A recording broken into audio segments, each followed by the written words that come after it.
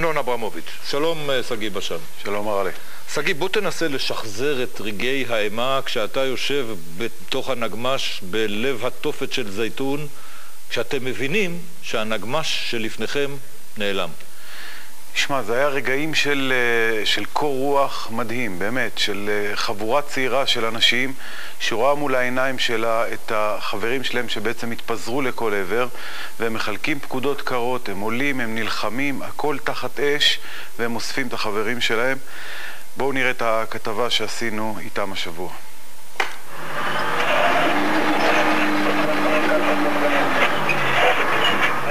שעה ארוכה בדרכנו החוצה לא הצלחתי להגדיר לעצמי את המצב הבלתי נתפס הזה שנקלעתי אליו. כאן ממש מולי בפינת הנגמש על דופן הכבש. בכל השקיות האלה מונחים השרידים של חיילי הנגמש שהתפוצץ רק עשרות מטרים מהנגמש שבו אני נסעתי.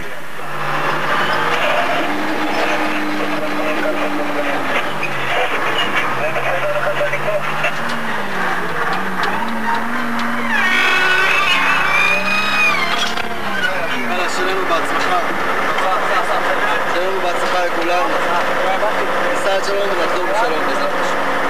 חבר'ה, תחילת הדרך, מישהו אומר? כן, בטח, שנייה אחי. לך הנה שמחה לשלום, תחזירנו לשלום ותצאנו מכף כל אויב ועורב בדרך ובכל מיני פורענויות המתרגשות לבוא לעולם, ותשלח ברכה במעשה ידינו ותתננו לכנו לחסד ורחמים בעיניך ובעיני כל רואינו, ותשמע כל תחנוננו כי אתה שומע תפילה ותחנון אתה. ברוך אתה אדוני שומע תפילה. אמן.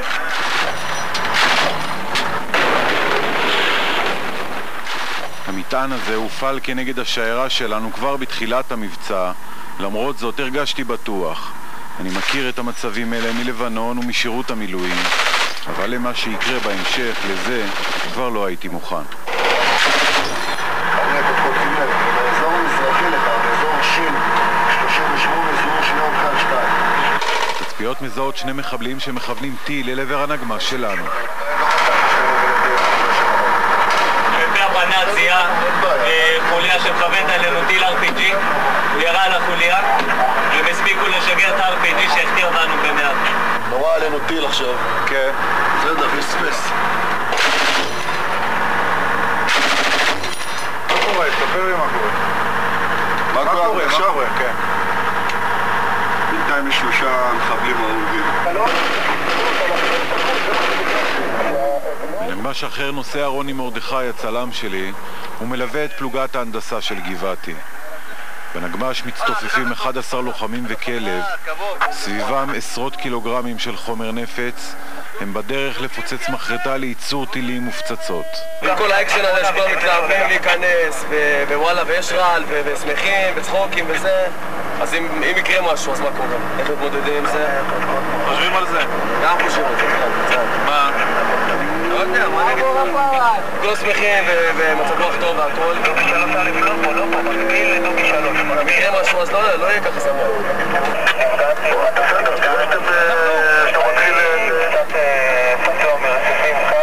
דינה חטף מטען, חבר'ה. זה ילד של טל. משהו רציפים קלים מאוד, נראה לי. משהו התפוצץ, מתחתיי כנראה. פגיעה בפנים, יורד דם, לא קריטי, אבל צריך לטפל בו. אנחנו מפנים את נהג הדחפור תחת אש, רוני הצלם ופלוגת ההנדסה נכנסים לאחת המחרטות, מתארגנים לפיצוץ. תביאו לי לפה אור ועוד 1 של קילו. 3, 2, 1.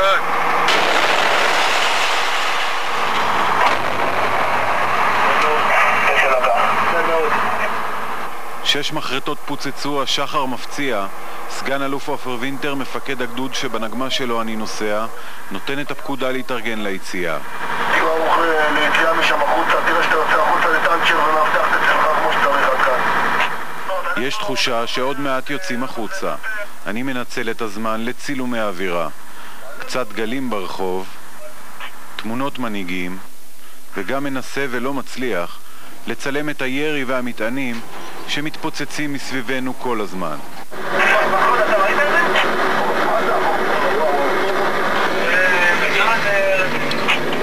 תגיד, איפה אתה בשוק טוטלי? אז אני מחפש כלי שלי, אני לא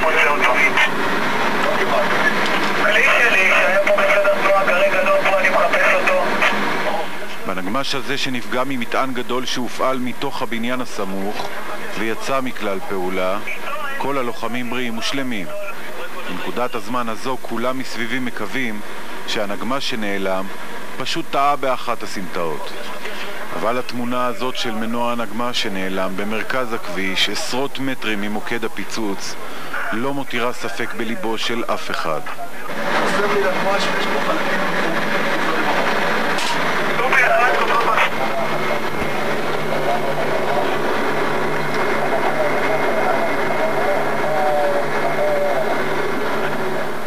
אני עדיין לא מעכל את מה שהתרחש סביבי.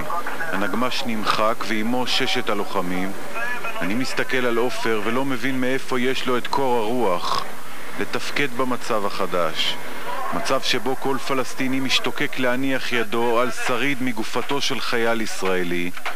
בשלב הזה מבחוץ המרדף המטורף של חיפוש חלקי גופות שאיש אינו יודע היכן הם. מזהה חלק של וייסטה ובנוסף עוד חלק. לפתע אני מבין שהנגמש שנמחק היה של פלוגת ההנדסה של גבעתי. אני מבקש מעופר שיבדוק האם רוני הצלם שלי חי. עוד יום אחד גלים. למדת? עופר בוחר שלא לדבר ברשת הקשר על ההרוגים ואנחנו עולים יחד איתו לבית הפלסטיני הזה. ורוני הצלם שלי מתעד במצלמתו איך בבית כבר כולם יודעים וחיילי פלוגת ההנדסה שאיתו בנגמש עדיין לא. קיבלת את זה בהודעת טקסט או מה? אבגדו, אומרים שיש הרוגים ויש פצועים מהכוח שלנו. ההורים המודאגים מעבירים הודעות SMS אל תוך הנגמש. תראה יש מצב שאנחנו יודעים על משהו? בחוץ הלחימה נמשכת במלוא עוזה. שימו לב, 2 חמושים שם הולכים, רואים? כן. רגע, שנייה. רגע, 2, 1.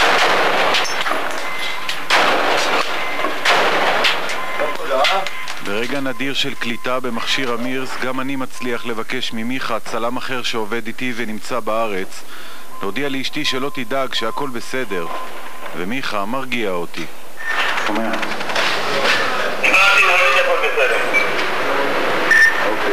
תגיד לי, יש לך את השמות שלהם? אתה יכול להגיד? רק אחרי שעות של לחימה אני מצליח לצלם את עופר, מתבודד ומוצא רגע לברר מי מחייליו איננו. זה 6.